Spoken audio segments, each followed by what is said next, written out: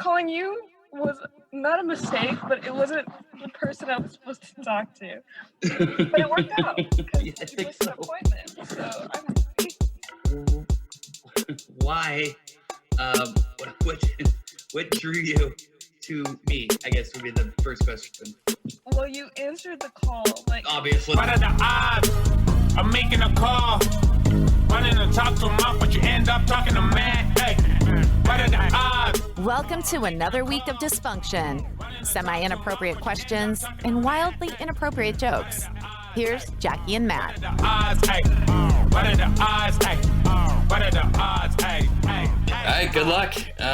what do you mean, good luck? You're here with me. I was What do you mean? I was talking to myself. Jeez. Oh, okay. So, like, you got this. You got this, buddy. Look, that was me, not you. I'm not supposed to call you buddy anymore. Makes you feel like Yeah, I feel like I'm going through, like, puberty. Like, you've got this, buddy. I've become like the buddy guy though, where like every person I talk to now is just like, as long as we're on a friendly relationship, I just call them like buddy, no matter what. But Like why? it doesn't matter if it's. What if they turn into something? What if it turns into like a girlfriend or something? What happens then? Oh, that would be super weird. Like, hey, buddy, nice job. Slaps ass. It's good job in the bedroom. Whap. Good job, buddy. No, it's That was horrible. maybe it's a defense mechanism to make sure nobody gets that close. You ever think about that? Well, probably, but why? Like, what? I don't. What's the reason? Because I think we discussed last week, I don't want anybody as a. You say that. I but you do don't mean that though. But why? What happened?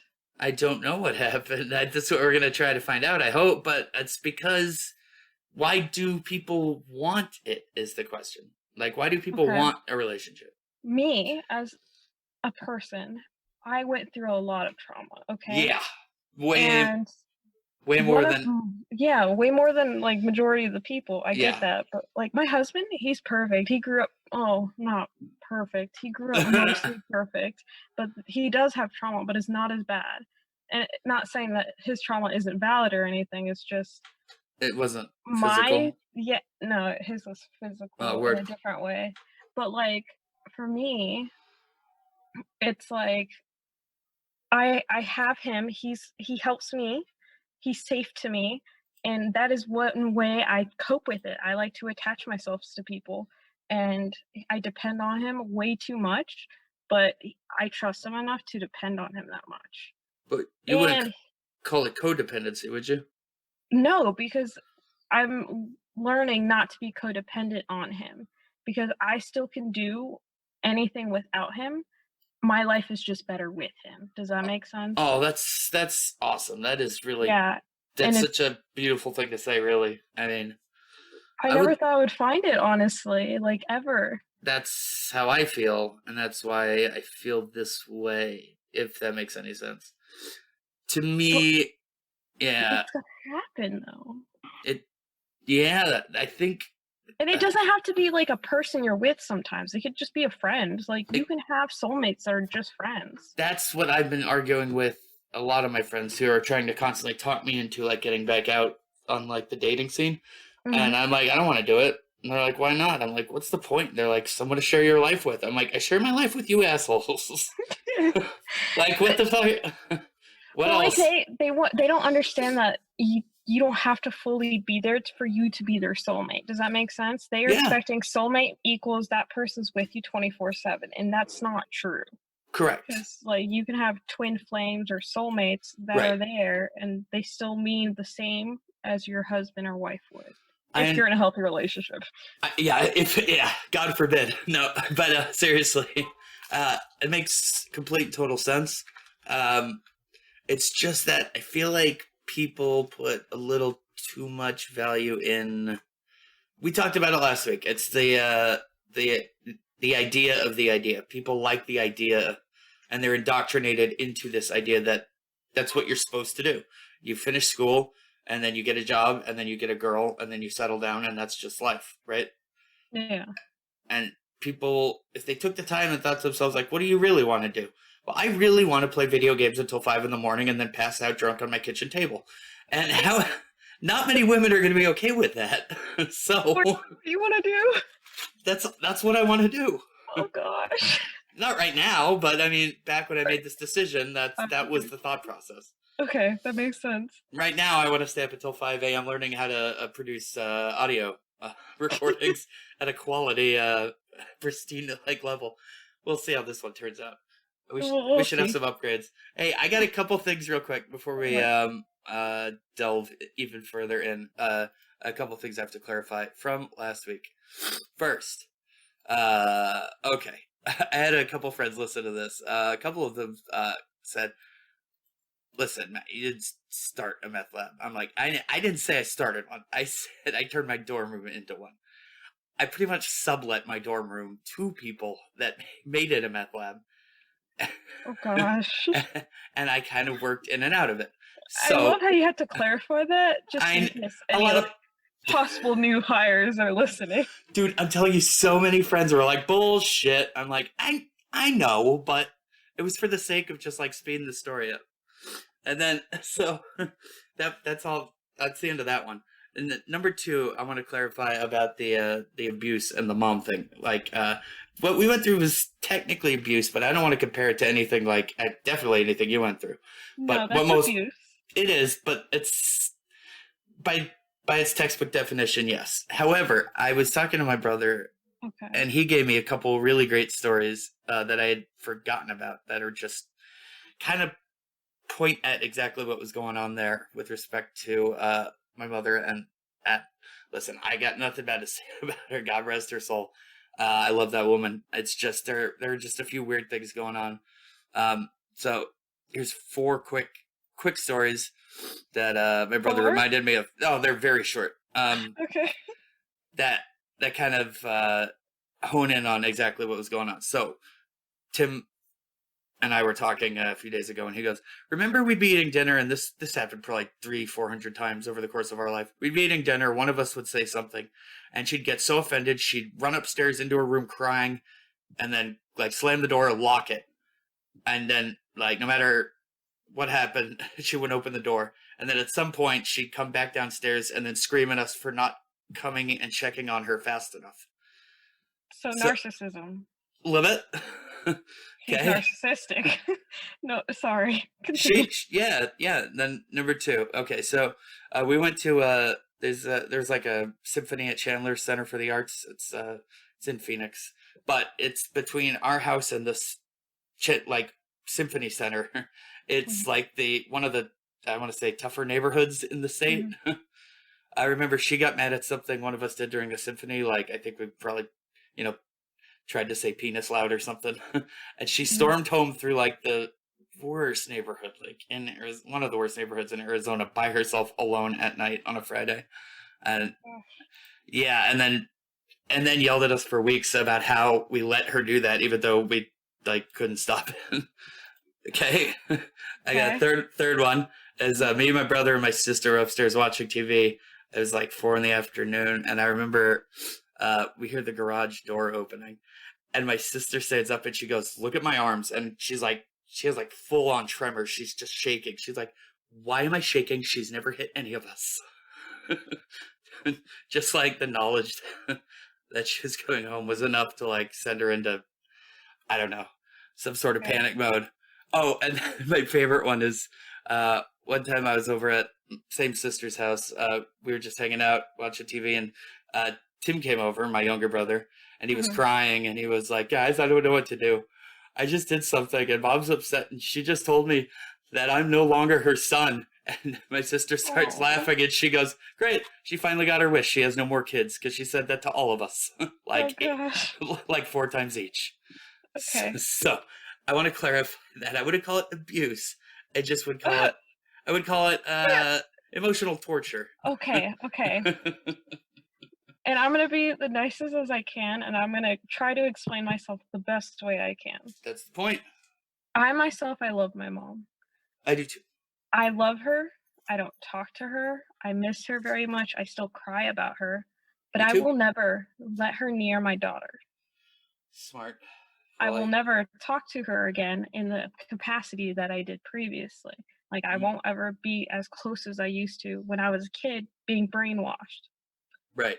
What your mom did was traumatic and narcissistic, and that is not considered abuse. Like, it is abuse, no matter what the spectrum is, or whether it was a little bit or whether it was a lot, that's still abuse. It turns you into a person that has to defend yourself in a way when it comes to that, or into the perfect person to match her. So like, honestly, I've gone through those thoughts that she did. Like, I used to be like that, and it's gonna sound horrible, but I recognize it in myself. I used to date guys, and I would have a tantrum and then get mad at them, and then get mad at them for not caring enough about it. That's abusive. I was abusive. But I did it because I saw my mom do something similar to that, or I thought that was the way I needed to get attention. That's abusive. It is, but it's also a good way to get attention if that's what you're really after. But that's not a healthy way. No, it's not healthy at all, but it's... Like, no. Now I'm in a healthy relationship, and like yesterday, or was day before yesterday, I cleaned the house, okay? I have a friend that my husband doesn't really like for a lot of reasons, and he was helping me clean. And my husband, the first thing he said when he came to the house was something really rude, and I got mad at it, at him for it. Sure. But instead of like cold shouldering him, I was like, hey, what you just said, I don't like. Go take a shower, come back, and we'll talk about it. Wow. That's a healthy way to do it. And we talked about it. I explained to him why I was mad at him. This is why I'm mad at you. I'm still going to be mad at you, but I forgive you. But I'm still going to be mad because I can't help myself. Were you able to say that all while keeping a similar tone of voice as the way you're saying it now, or were you raising your voice? No, we never scream at each other. That's great. See, that is a healthy way to deal with things. Except until I scream like fake divorce. And usually it's because he like ate all the ice cream or something. Oh, for a nonsense reason, not for a real one. Yeah, we don't scream at each other, and I'm so happy to have that, but I recognize I was that abusive at one point. That's, and how long ago? I mean, you're young, so you must have come to this realization in the last couple of years. Yeah, right before I met him, when I said, I'm not going to be dating anyone, I'm going to work on myself, and I started dating again. He was like one of the two guys. I'm going to sound like a slut now. No, you sound fine. I was dating my friend's brother. I went on a date with my friend's brother. Yeah. And apparently he was a man whore. And my friend kept saying, don't date my brother, please. And I also went on a date with my husband. And, 90 days after we met, we got married. Oh, wow. Yeah. So. No, I mean, there's nothing weird about that. I know you think it is, but it's... Well, everyone's like, oh, you can't date multiple people if you're a girl because it's slutty. Well, that's a stigma, and that needs to go away. People are allowed to do whatever the fuck they want to do. Agreed. Except, for some reason, I'm not allowed to not date anybody, according to all of my friends. Well, you're not a bad guy. You're decent looking. Like, there's no reason for you not to date someone. Thank you. But it doesn't seem like you're ready, so don't until you're ready. I am not ready. That is the point, is I don't have the emotional intelligence to have a conversation with a woman yet. So that's what. First thing, recognizing what you're feeling. Yeah. Recognize what you feel in the moment. You don't even have to talk about it. Just recognize, like, hey, I'm mad right now. I know what I'm feeling. Like, sometimes I didn't, like, at all. Sometimes I just got mad for no reason. I'm so anti-confrontational that I just can't say it. But that means you're with the wrong person. I know. If they can't take you not criticizing. No, you're right. Criticizing is the right word. Or explaining even. Explaining how you feel, and they're not going to take it well, then no. Bye. Bye. Get the fuck out. Bye. Don't let the door hit you on the way out. Please. I'll send you. Don't leave me, please. No, I said leave. Leave, no, please. It was like callback to the last episode. I was like, get out of here. Don't leave me. It's like, I'll send you a postcard when I get there. Exactly. Oh, God. But, like, how do you feel about your mom now? I miss the living shit out of her constantly. So I was over at a buddy's house who was, this must have been 6 months ago, and he was just talking so much shit. He was like, I kind of, probably not as bad as you and your mom's relationship, but somewhere in the middle between. He was talking, and he's like, I gotta go do whatever with my mom tomorrow, and I hate that bitch. She does this, and she's always like neglectful and like overly critical, and she says this and that. And I'm like, listen, buddy, like, coming from a guy who like just lost his mom, like, you really just enjoy fighting with her, because you're gonna miss it real soon, right? And no, I know it's weird, but you're gonna miss it. And even though it sucks, you're gonna miss it. And it was like 3 months later, it was like New Year's or something. Oh yeah, it was the New Year's Eve party. He came up and he hugged me, and he was like, dude, I said almost the exact same thing you just said to me to my mom, and we are like best friends now. And so I feel like, you know, I was able to help somebody, you know, work through their issues with their mother, who was, I wouldn't say abusing them, but was just like nitpicky. That's good. And just having him realize that even that can come to an end, and he would even miss the nitpickiness, made him like make amends. So his mom was doing it out of love. Yes. There is a way to do it out of love.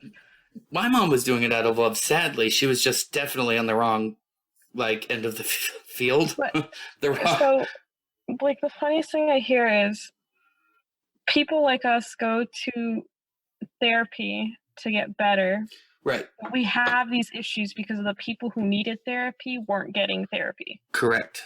So if we don't, then we just pass it on. We do it to our kids. Well, we do it to other people. Isn't that kind of how most of these, like, the actual, like, physical and sexual abuses start? Is it's just kind of passed down? Like, if your parents beat you, you beat your kids, right? Generally. But there's a way to stop it. Like, right, of course. I know my mom's story. Like, I know she had some type of abuse, and it was, like, my grandmother was, in a way, very toxic. Right. But changed as she got older, which was nice to see. Like, I saw my grandmother, she was the most amazing person to me, at least. She accepted me for as weird as I am. But, like, I know in her childhood there was some type of neglect and stuff like that, but it shouldn't go up from there, you know? No, it needs to go down. And if exactly, and like whittle off or twiddle off, I don't know the word. Twinkle off, like shake the dick off.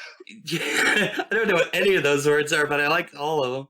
I was thinking of pee, like, you know. Oh, yeah. That's gross. It's true, but it's funny. Yeah, as long as, you know, if everyone today is like actually working on themselves in like a healthy way, I feel like it's just gonna get better and better. You know, we won't have people still getting arrested for beating children, which is awful. So. I don't think it's gonna get better. Like, really? No, I said if everyone were in some sort of, I don't even want to say therapy, but at least talking with someone about their issues, like us two strangers are for some reason. Like, I see how you see it, but I see it as like, yeah, we might take therapy, but then our kids are gonna think they don't need therapy because we did therapy. Yeah, so then it, like, you know what I mean? So that's a sad thought. Yeah, it's true. Nothing's ever gonna be perfect, no matter how many things that you do to make it perfect. Well, that's always gonna be like you working on yourself for as many times as you get reborn or whatever. Yeah, exactly. But here's the question.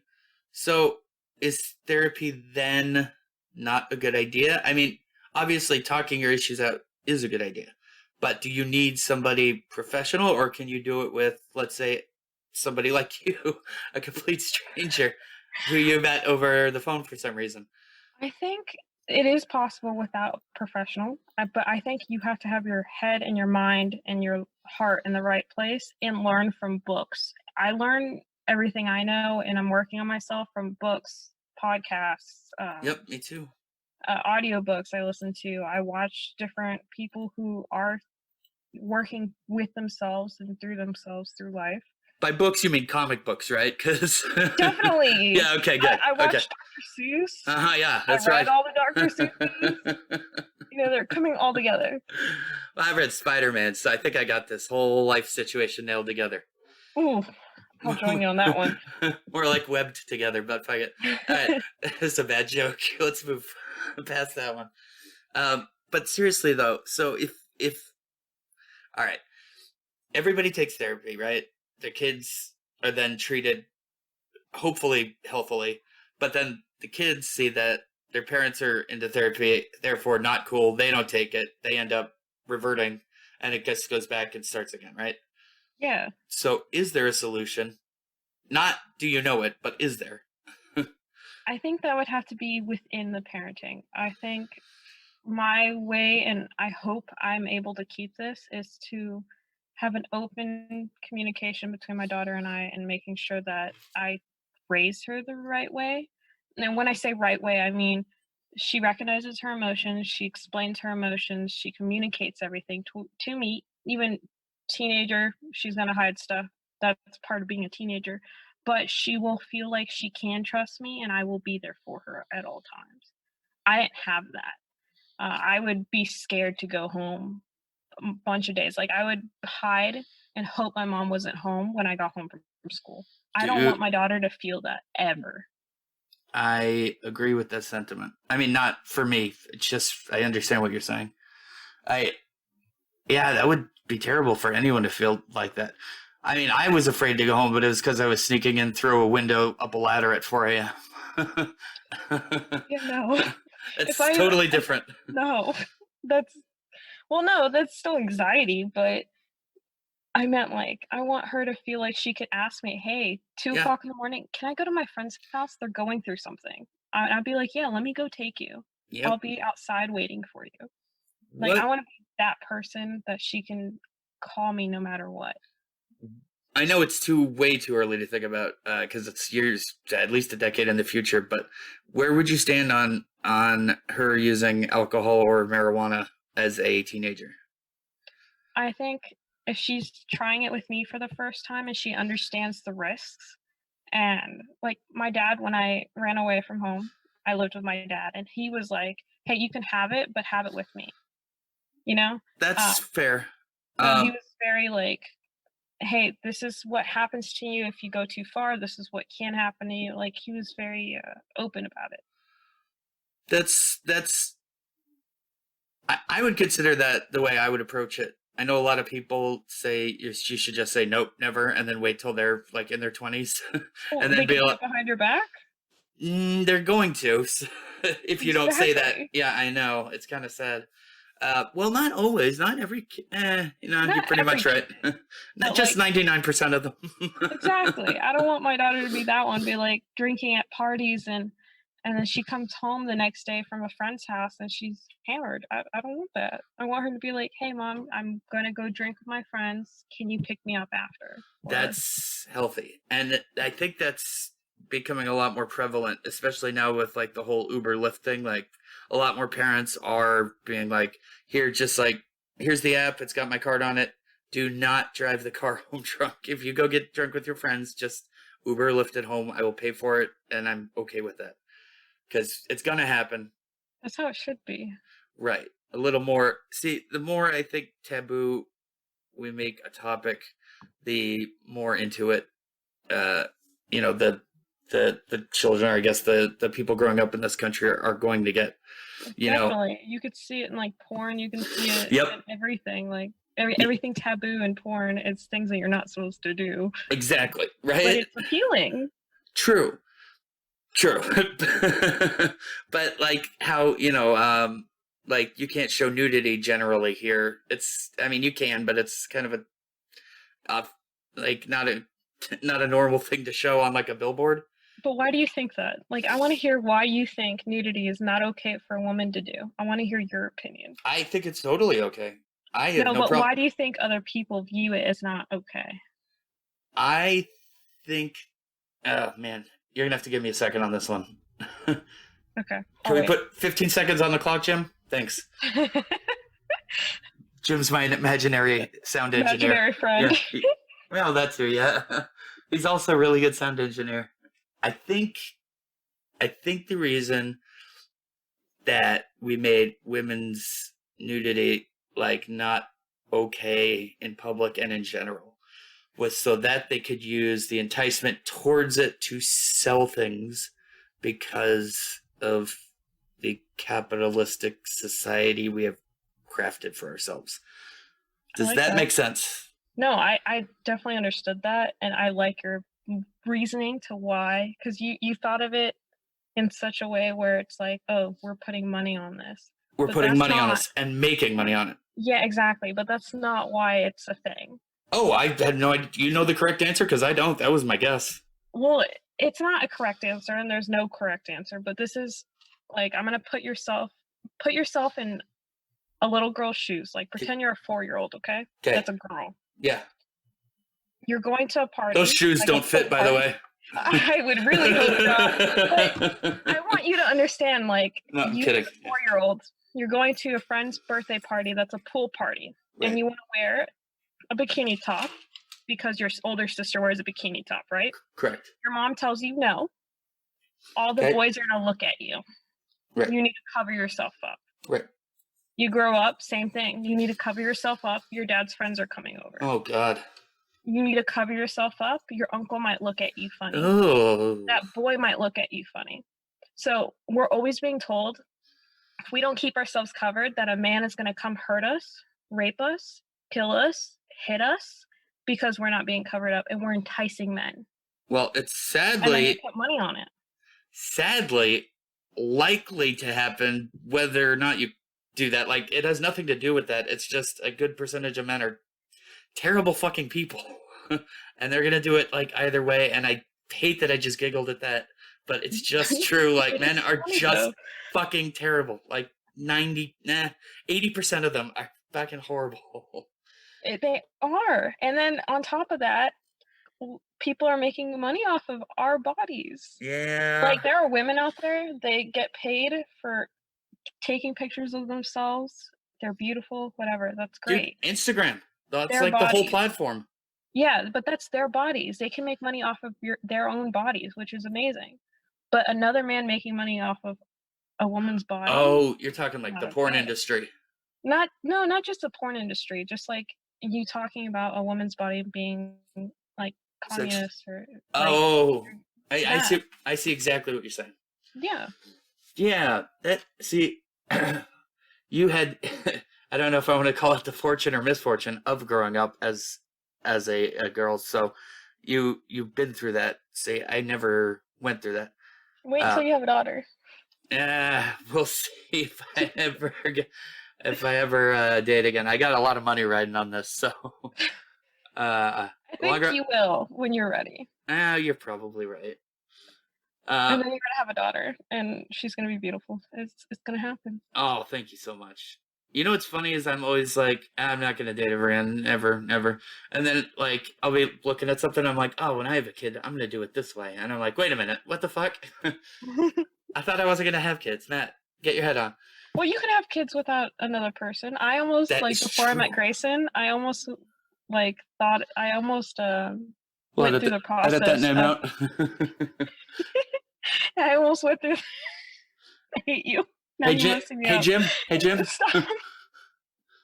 I almost went through the process of I hate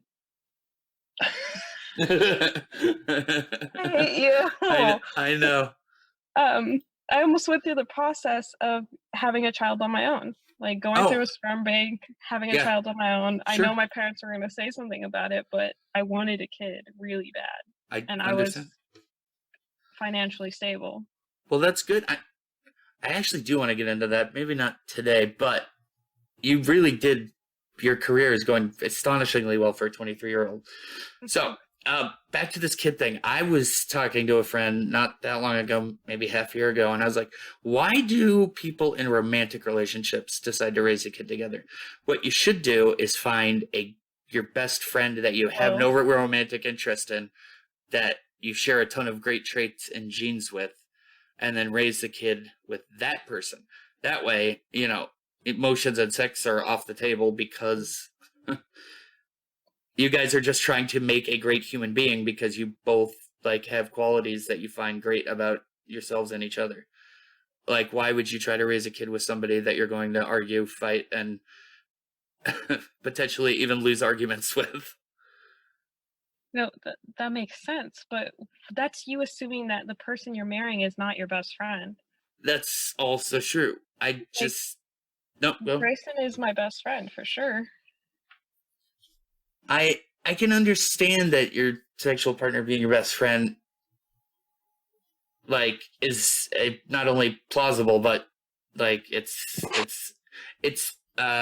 probable. You know, I just feel like, especially in your situation, not especially, but kind of also in your situation where there's other feelings that could come into play.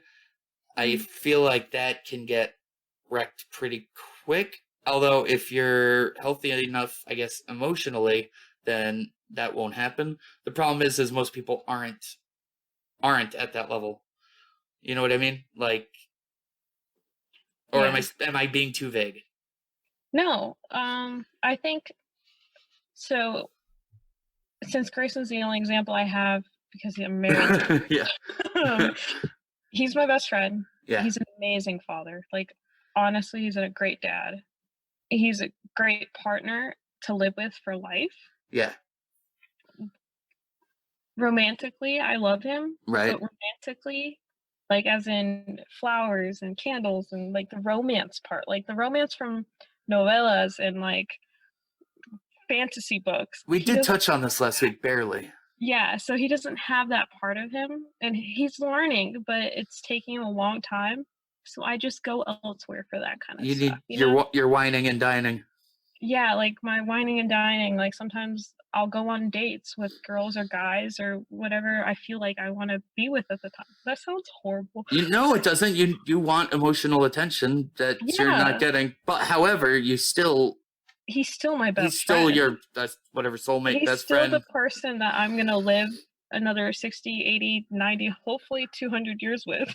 Well, if we hit the immortality thing in 2049 like we're supposed to, I think it could be way more than 200. We're going to.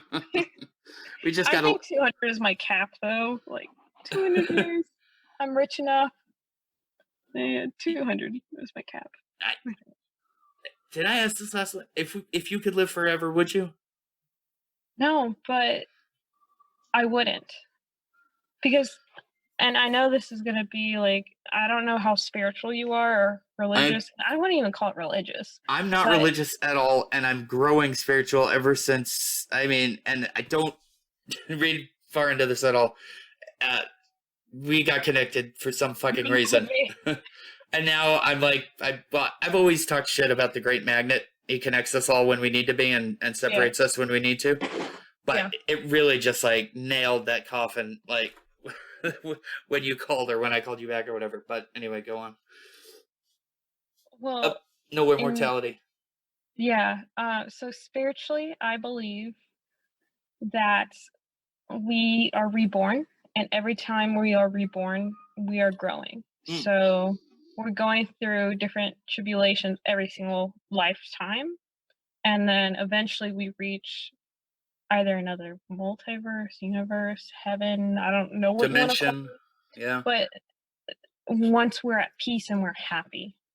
So in this lifetime, I'm dealing with my mom, different traumas, emotionally problems, and then I'm going to grow, and then I'm going to die, and then I'm going to have other problems, and my soul is going to continue growing until it's back in whole again, I guess. A full piece of pizza.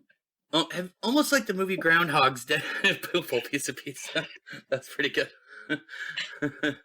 It's so you're almost like a Groundhog's Life type of situation.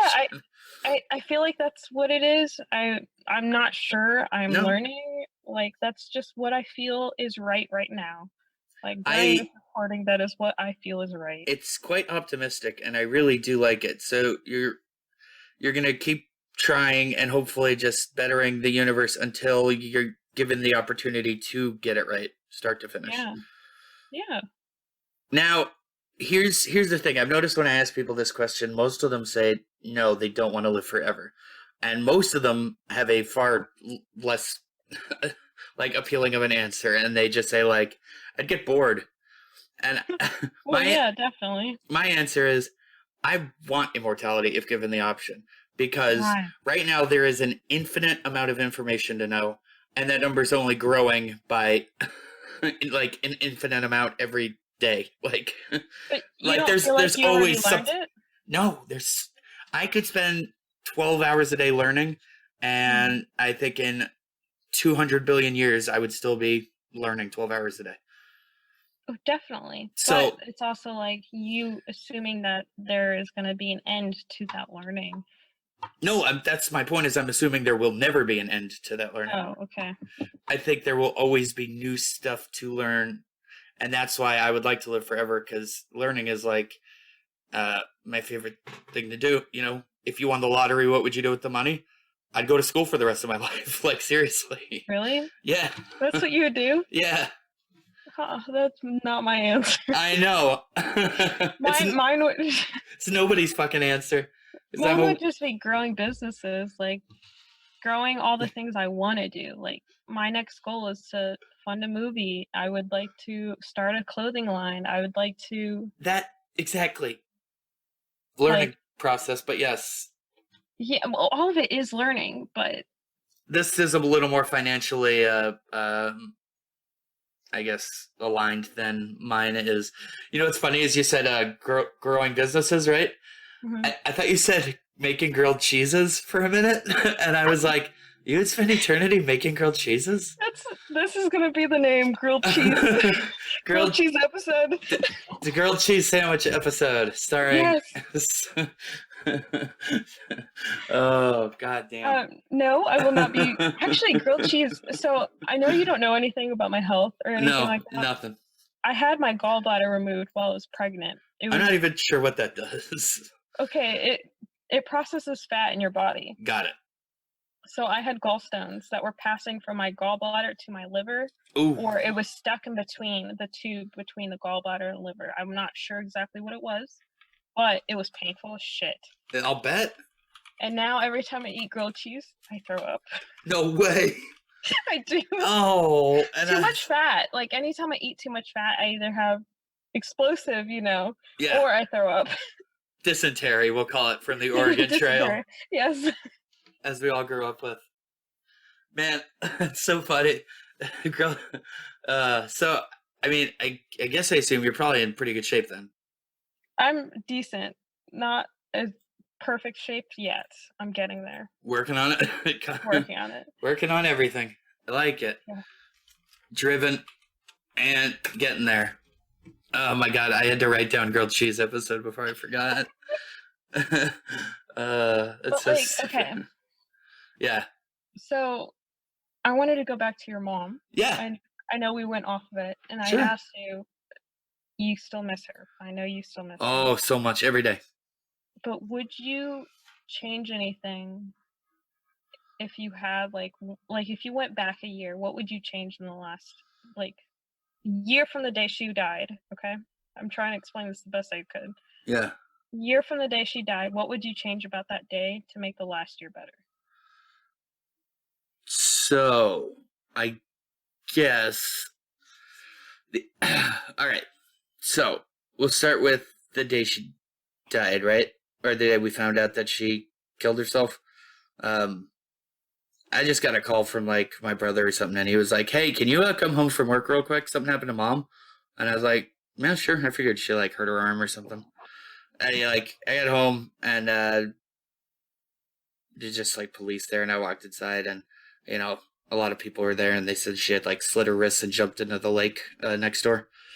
And so the whole family just started crying, and I was like, that fucking selfish bitch. And the whole family stopped crying, and I was like, who the fuck does she think she is getting to do that? God.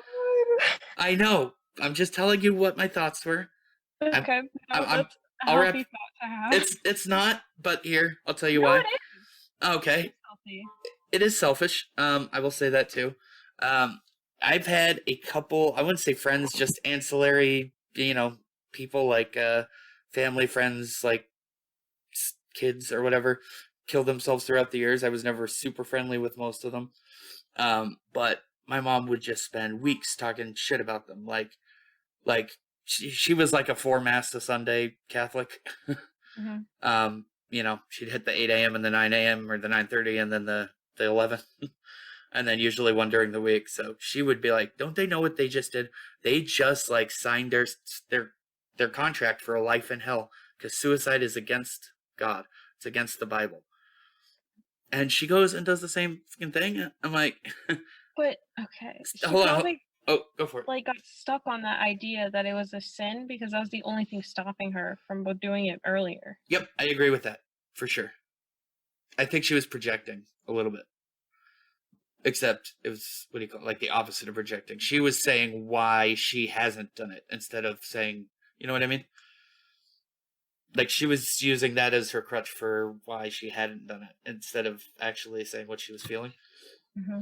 So, anyway, I started going to a lot of different grief counselings, like private group and suicide ones.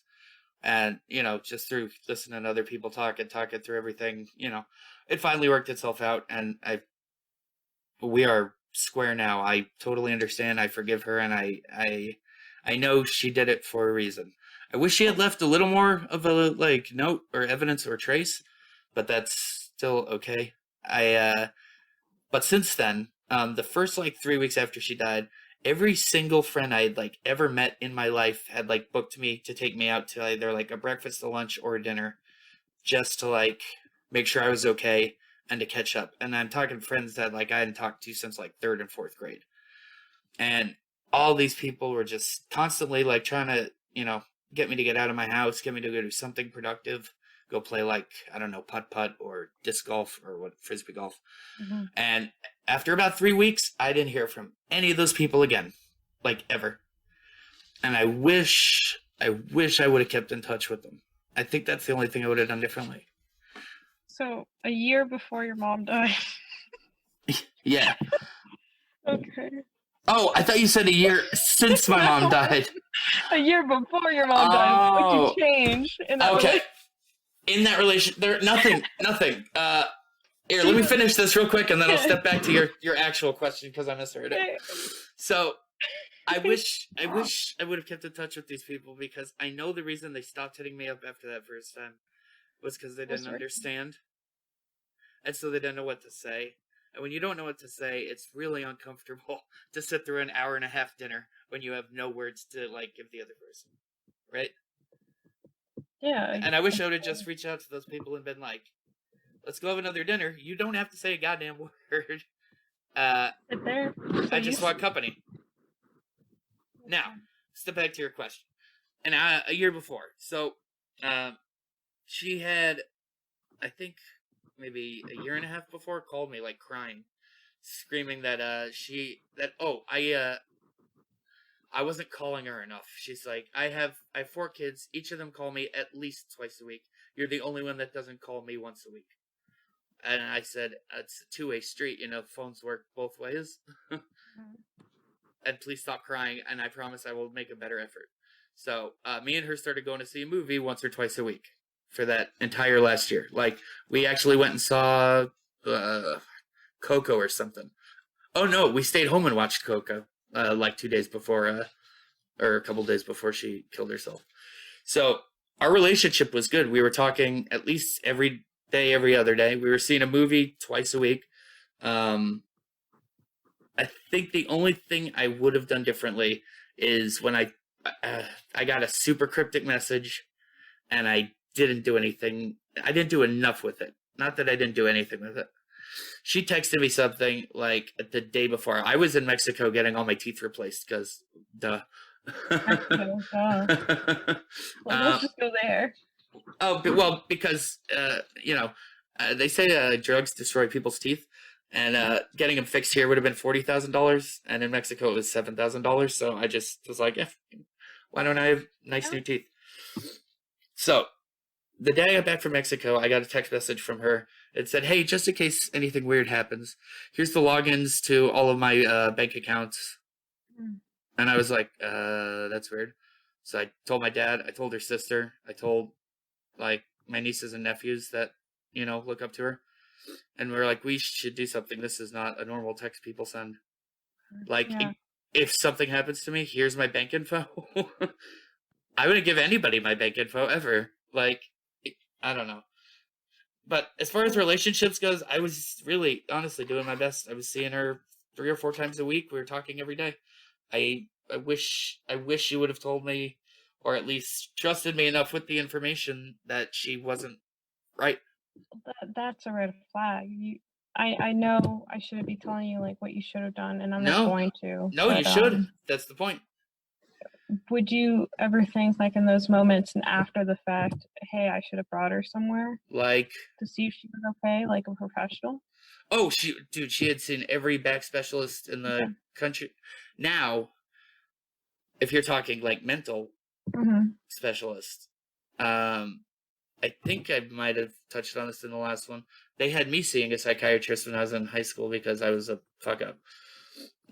And the psychiatrist determined through my storytelling, despite the fact that I was definitely high on drugs during these storytellings, that she had a disease called conflictaholism, where she was just addicted to being in constant conflict with somebody. Oh, that's interesting. Right? So it's not. That's why it's funny. Oh, okay. So when he brought her in, he brought the whole family in to tell her that he thought that she was addicted to conflict. She made a big scene and stormed out and drove home alone and locked herself in her room. Now, it's kind of par for the course at that point. It's almost like he planned it, because that's exactly what somebody who had something like that would do, right? Yeah, I guess so. But yeah, that'd be perfect. Since then, she has really not been a fan of psychiatrists or mental health professionals in general. So I bought her a couple books by mental health professionals.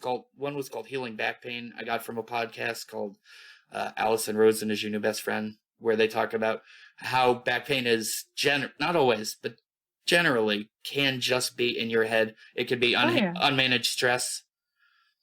Definitely, I could see that. And hers is definitely unmanaged stress. Not definitely, but my theory. So I bought her books like that, and I would take her to places to like hear things like that. But she was more like the let's go see John Edwards and the other like spiritual healers to see if they can do something about it, versus me trying to fix it, myself. Let's see if like somebody with the fake magic power can suck the pain out. Mm-hmm. And so she wasn't really a fan of going to see anybody aside from like actual doctors who were ready to give her surgery. So, this is going to be a hard question, but have you ever thought about committing suicide? No, and that's what's... Really? It's what sucks, but it's what's great, is I don't fucking understand it. I don't... What? It's never crossed my mind. Okay, when I'm depressed, in my worst states, sometimes I have this thought, if I just run into that pole right there in my car, I will kill myself and I will die, and I'd be happy. Sure. Those moments or those thoughts go through my head at least 8-9 times a day. They go through most people's heads 8-9 times a day. It has never crossed my mind. They say suicide's something you either you get often or you never get. Like, you'll never understand it. It's one or the other. And I do not get it. It's never crossed my mind. It never will cross my mind. It's just not one of those people. I always talk myself out of it. Like, the last time it happened, I was driving with my daughter. And I was like, I just like ran into this person. I was like, wait, why am I thinking this? I'm happy. I have my daughter in the back of my car. And this is probably horrible to say, but I've thought about it quite a bit of times, but I've never done anything about it. Intrusive thoughts aren't something terrible to talk about. I mean, that's the whole point. What if they take my daughter away from me now? Because you had a thought? Listen, I had a dream I had sex with my brother, so they're not going to... They're not taking him away, so they're just thoughts. How did that go?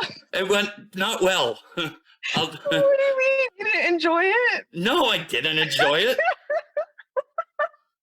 I mean, at the time, yeah, of course. But when I woke up, no. No. People know this now.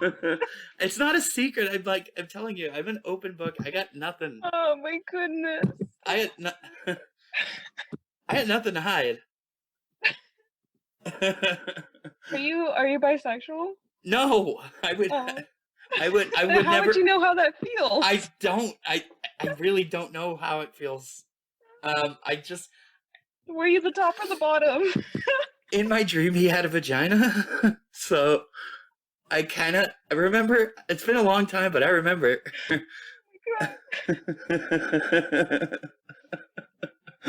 Sorry, Tim. It's true.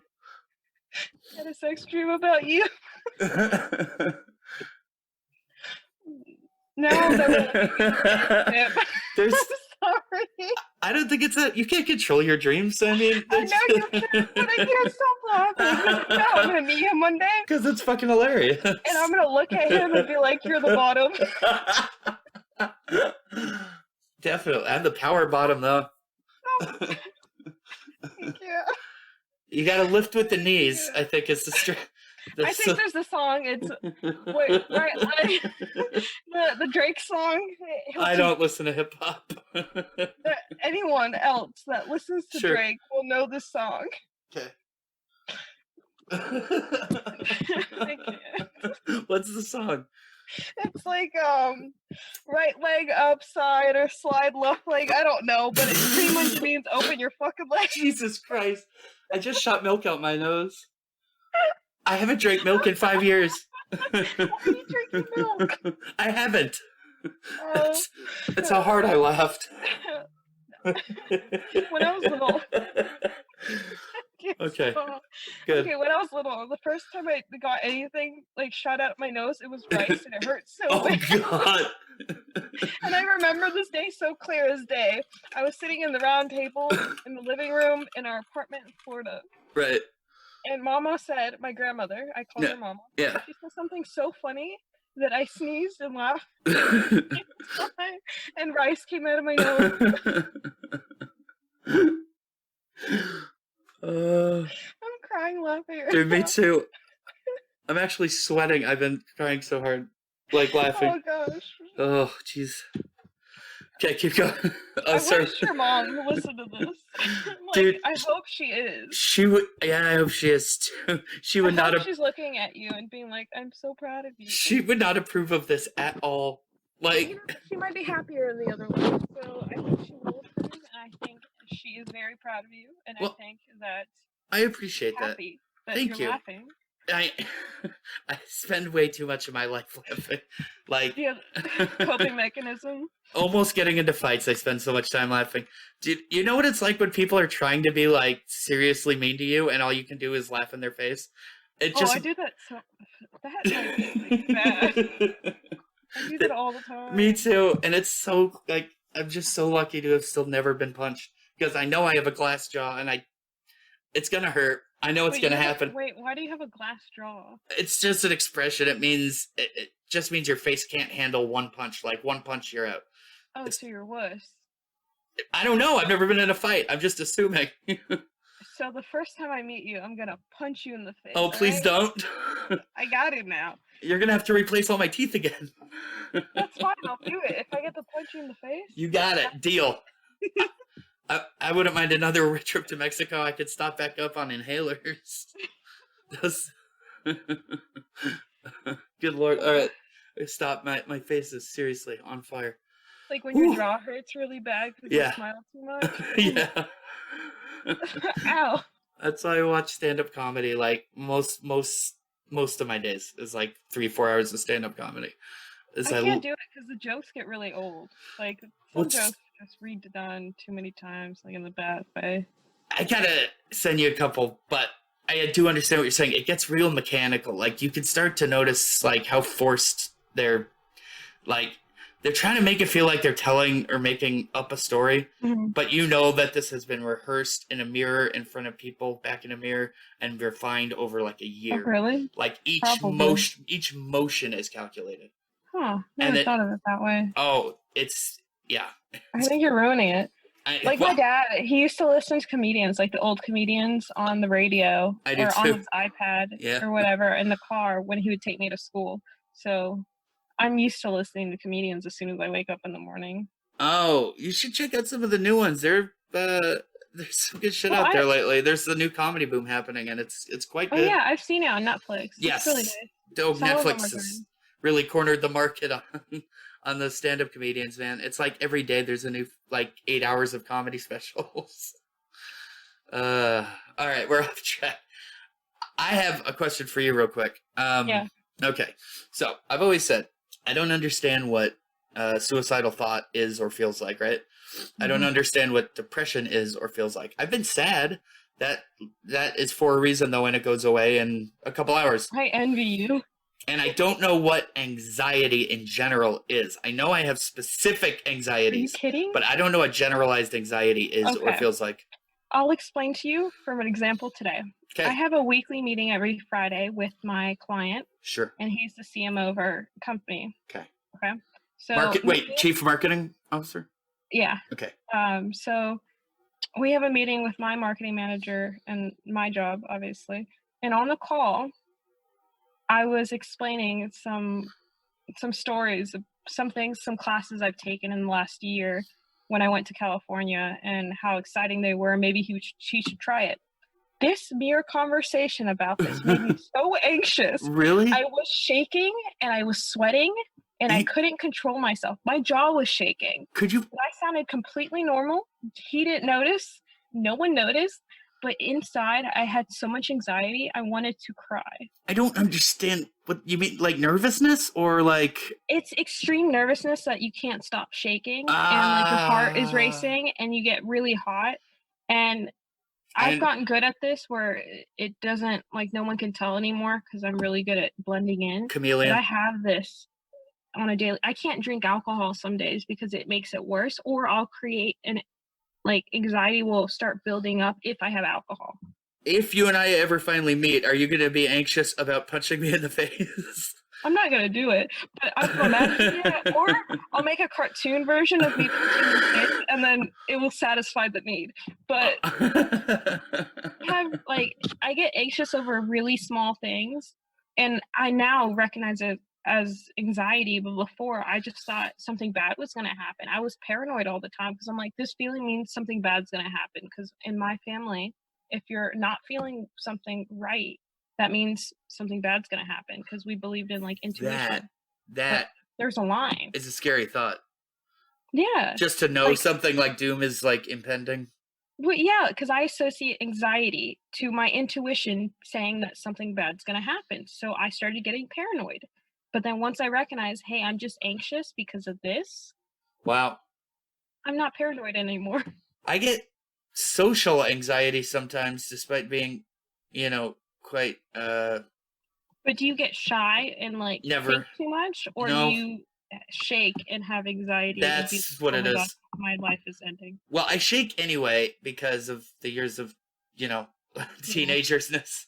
But when I notice that somebody notices just my general shakiness, it makes it worse. And I think that's what causes my specific anxiety type in that regard. But I don't feeling, imagine getting that like 10 times a day. I have no idea what that would feel like, but I can imagine it now. Well, it's a great explanation. That's fucking scary to think about, really. But it's not every day. Like some days I have amazing days where I don't have anxiety, I'm not in pain, and like everything is fine. Well, that's good. But then there's days where, and I say pain because I have a really weird medical background in the last couple of years and it's been horrible. But there are days where I'm in so much pain, I'm anxious, and I have to go to my husband and be like, hey, Bubba, I'm anxious. I don't know why. I might be a little erratic today, so I'm sorry. And if you see something that I'm doing wrong, can you let me know, like, hey, you're being mean, or hey, you're hurting my feelings, or something like you that. And seriously have the emotional intelligence of like a wise old 60-year-old.